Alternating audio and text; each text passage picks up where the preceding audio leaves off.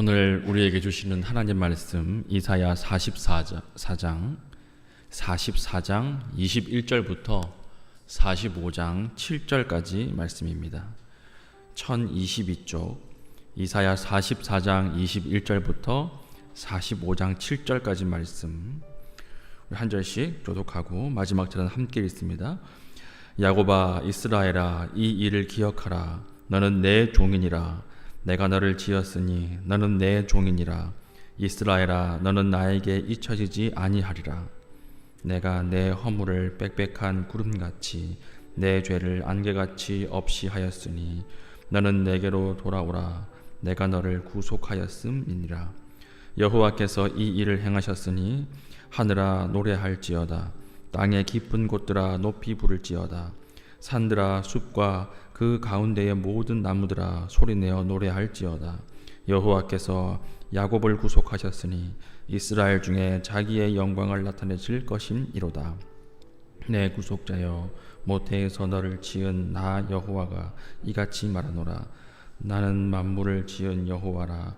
홀로 하늘을 폈으며 나와 함께한 자 없이 땅을 펼쳤고 헛된 말을 하는 자들의 징표를 패하며 점치는 자들을 미치게 하며 지혜로운 자들을 물리쳐 그들의 지식을 어리석게 하며 너의 종들의 말을 세워주며 주의 사자들의 계획을 성취하게 하며 예루살렘에 대하여서는 이르기를 거기에 사람이 살리라 하며 유다 성읍들에 대하여는 중건될 것이라. 내가 그 황폐한 곳들을 복구시키리라 하며 깊음에 대하여는 이르기를 마르라. 내가 내 강물들을 마르게 하리라 하며 고레스에 대하여는 이르기를 내 목자라.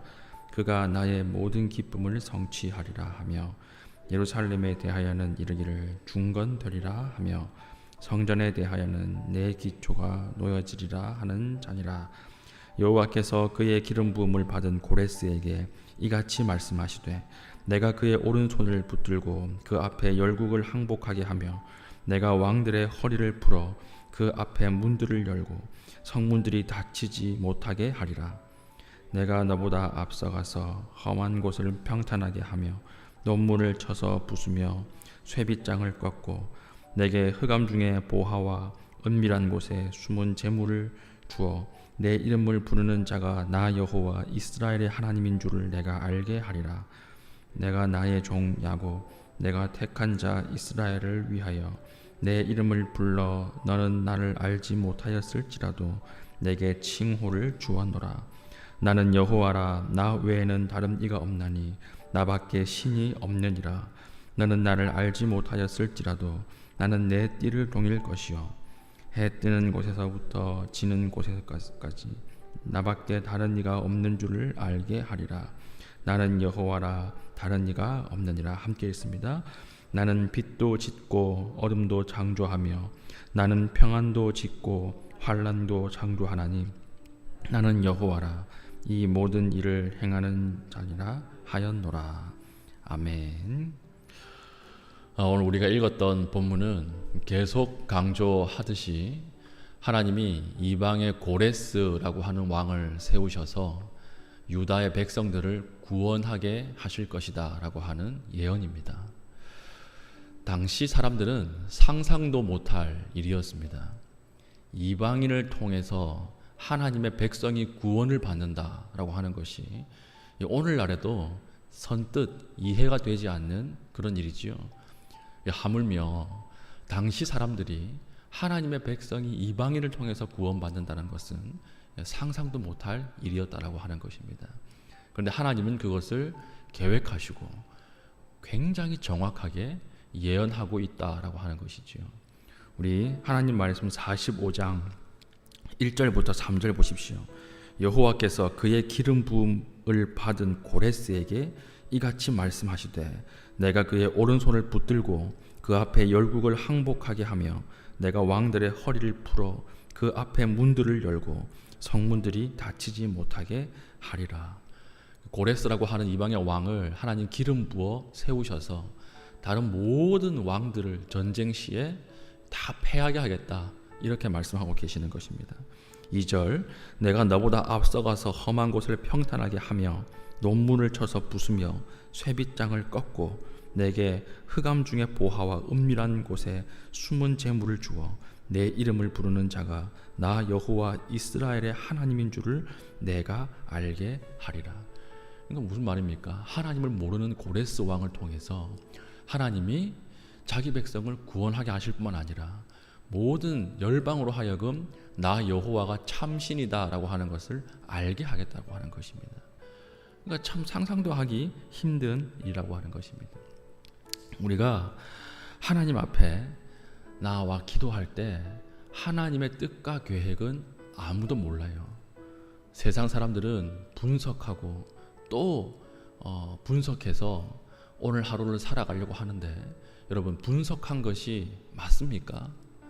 분석한다고 하지만 인간은 분석해서 살아갈 수 있는 존재가 아니라고 하는 것입니다.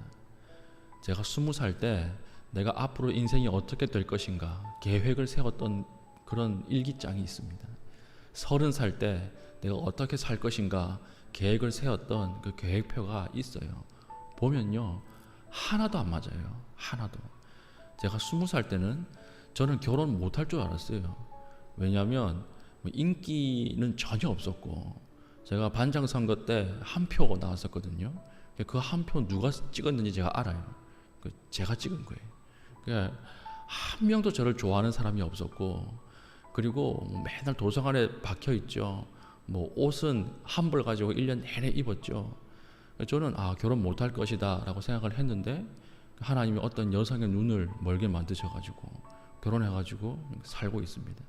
그러니까 우리의 계획과 우리가 이 분석하는 것과는 전혀 다르게 하나님께서 우리를 이끌고 갈 때가 많다라고 하는 것입니다.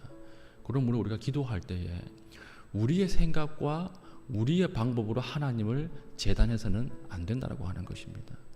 우리가 오랫동안 기도하는데 기도 응답이 조금 늦어지면 기도가 응답될 것이라고 하는 것을 누가 가장 못 믿을까요? 기도하는 자신이 가장 못 믿어요. 보면요, 기도하는데 응답해 주십시오. 오래 기도하는데 응답이 늦어지면 본인 스스로가 응답이 되겠어? 그러면서 못 믿는 것을 많이 봅니다.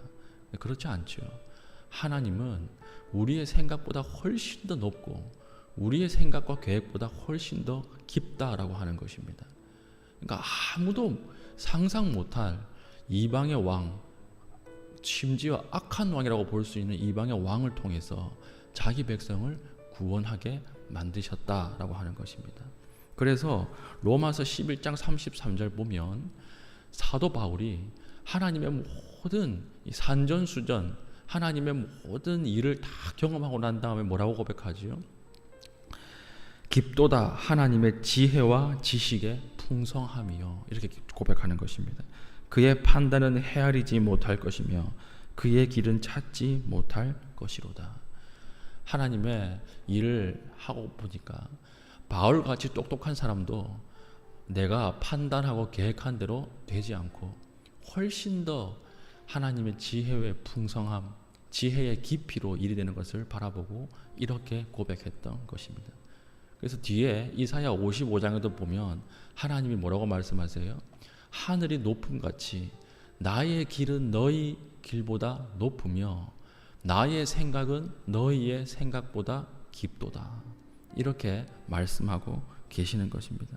그러므로 우리는 우리의 알량한 생각으로 하나님의 모든 뜻을 측량하고 재단할 수 없다는 것입니다. 그래서 우리가 오늘 기도할 때 어떻게 기도해야 될까요? 나의 뜻과 나의 계획을 초월하신 하나님 앞에 무엇이든지 구하십시오. 하나님 앞에 안심하고 구하시기 바랍니다. 하나님께서 이루어 가시는데 어떻게 이루어 가시느냐? 우리가 상상할 수 없는 방식으로 이루어 가시는 것입니다. 우리가 생각하지 못하는 사람을 보내주시고 우리가 상상할 수 없는 환경을 조성해 가시면서 우리를 이끌고 가신다라고 하는 것이죠. 그 당시에는 포로로 끌려간다 그러면 끝나는 것이었습니다. 그렇지 않겠습니까?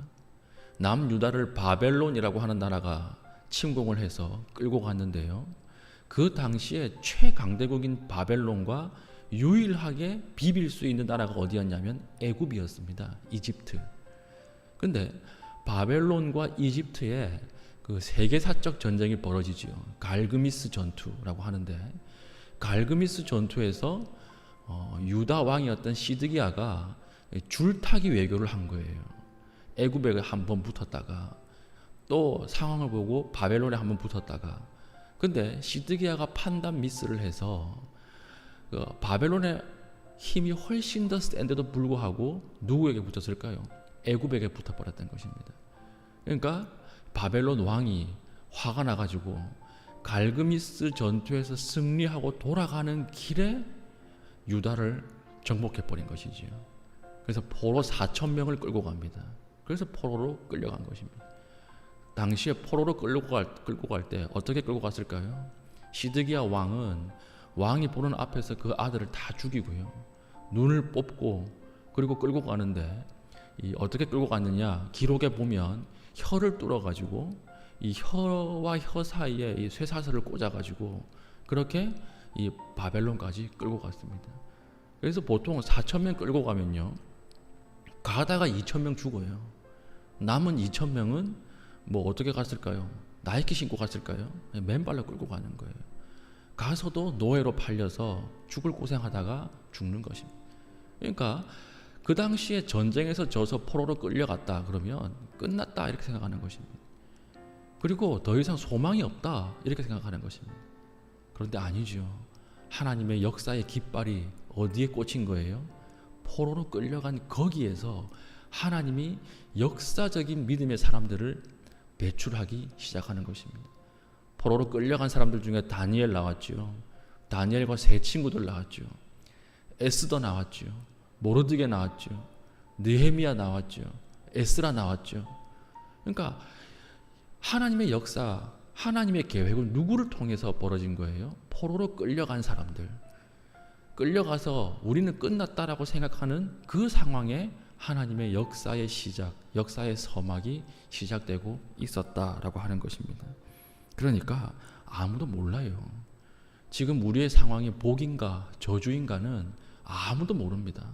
우리는 무엇만 할 수 있습니까? 모든 것이 합력하여 선을 이룰 것이다. 이 고백만 할 수 있는 것입니다.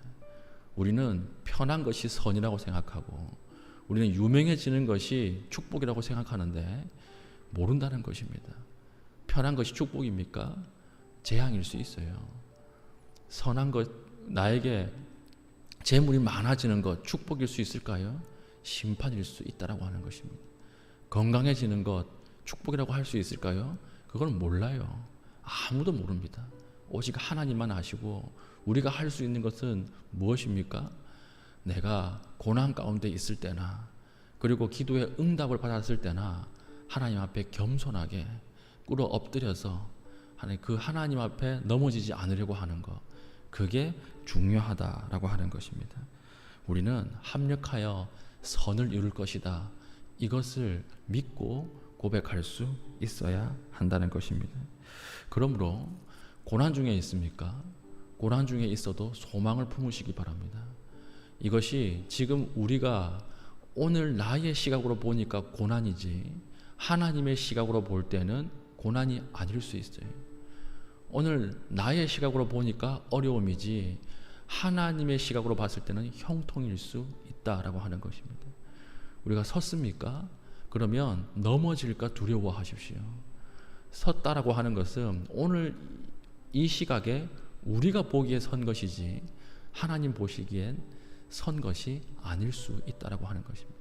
그럼 우리는 항상 고난 가운데 소망을 품어야 하고 서 있을 때는 넘어질까 두려워하면서 하나님의 인도를 받아야 하는 것입니다. 오늘 본문은 우리에게 무엇을 강조하고 있습니까? 하나님이 자신의 일을 이룰 때는 아무도 생각할 수 없는 방식으로 이루신다. 하나님이 자신의 사람을 세울 때는 전혀 새로운 사람, 상상도 할 수 없었던 사람에게 은혜를 주어서 하나님의 일을 만들어 가십니다. 우리가 소망이 있는 것이지요. 우리가 함부로 저 사람은 끝났어, 나는 끝났어, 내 상황은 끝이야 이렇게 판단하고 재단해서는 안 된다라고 하는 것입니다. 아무도 몰라요. 하나님이 어떻게 인도하실지 우리가 여기에 소망을 두고 하나님 앞에 눈앞의 상황에 흔들리지 마시고 하나님만 신뢰할 수 있는 신실한 주의 백성 되시기를 축원합니다. 아멘. 기도하겠습니다. 이 시간 기도할 때 하나님, 나의 상황은 어렵고 나의 상황은 어지러우나 하나님, 내 상황과 나의 판단을 넘어서는 그 하나님을 신뢰하게 하여 주시고 흔들리지 않게 하여 주시옵소서. 우리 다 같이 기도하신 이후에 자유롭게 돌아가시겠습니다.